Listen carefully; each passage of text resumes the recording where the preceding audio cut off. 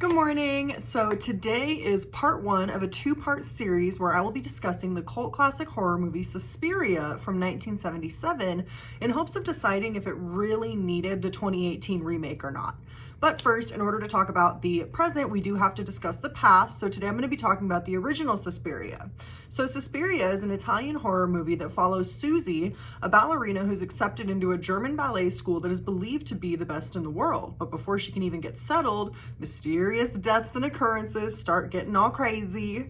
Now, this movie would honestly be incomplete if I didn't talk about the visuals. And with it, I only really had one word that came to mind while I was watching the movie, and that's big. This movie is just big. This movie is large.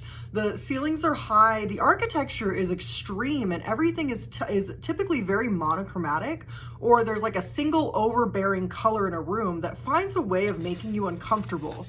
Because if there's one thing in this life that is terrifying, it's architecture. So in my Challengers video, I talked about how the soundtrack was very much its own character, and in Suspiria, it seems to be the set design and also the soundtrack too.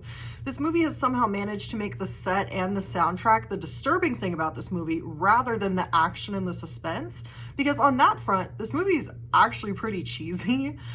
This movie is Italian, and I think that contributes to why this movie is a bit polarizing or even just a little bit hard to digest. Italian horror kind of has a tendency to operate a little bit differently, in my personal opinion. It's a little bit campy and over the top, but it is fun.